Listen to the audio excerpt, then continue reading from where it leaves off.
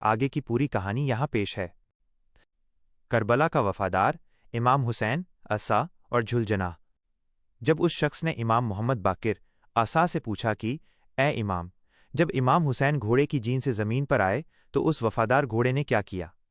تب امام کی آنکھوں میں آنسو آ گئے اور انہوں نے وہ دردناک منظر بیان کیا۔ جھلجناح کا ماتم۔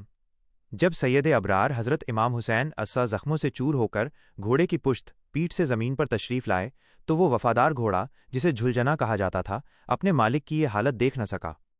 اتہاس کہتا ہے کہ جھلجناح نے اپنے سر کو امام کے لہو خون سے تر کیا اور زور زور سے ہنہنانے لگا۔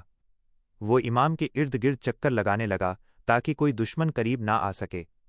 جب اسے یقین ہو گیا کہ اب اس کے مولا رخصت ہو رہے ہیں تو وہ سیدھا خیمے تمبوؤں کی طرف بھاگا۔ خیمے میں قیامت کا منظر۔ جھلجناح جب امام کے خیمے کے سامنے پہنچا تو اس کی جین خالی تھی، وہ خون میں لت پت تھا اور اپنا سر زمین پر پٹک رہا تھا۔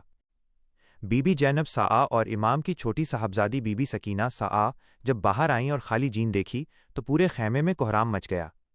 بی بی سکینہ روتے ہوئے گھوڑے کے پاس گئیں اور اس سے لپٹ کر پوچھا، تارانکن، اے جھلجناح، کیا میرے بابا کو پانی پلایا گیا؟ کیا تم نے میرے بابا کو پیاسا ہی چھوڑ دیا؟ وفا کی مثال۔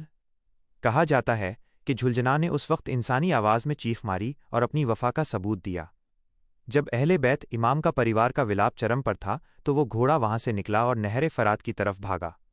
وہ اتنا غمگین تھا کہ اس نے فرات کے پانی میں چھلانگ لگا دی اور پھر کبھی نظر نہیں آیا۔ سبق: کربلا کی جنگ صرف حق اور باطل کی جنگ نہیں تھی، بلکہ یہ وفاداری کی وہ مثال تھی جہاں بیزان چیزوں اور جانوروں نے بھی امام کے غم میں ماتم کیا۔ کچھ مکھیہ باتیں۔ جھلجناح، یہ گھوڑا پیغمبر محمد ص کے گھرانے کا ایک خاص حصہ مانا جاتا تھا۔ امام کا صبر۔ اتنے زخموں کے بعد بھی امام حسین عصا نے خدا کا شکر ادا کیا۔ شہادت۔ یہ واقعہ اسلام کی تاریخ کا سب سے غمگین حصہ ہے۔ کیا آپ کربلا کے کسی اور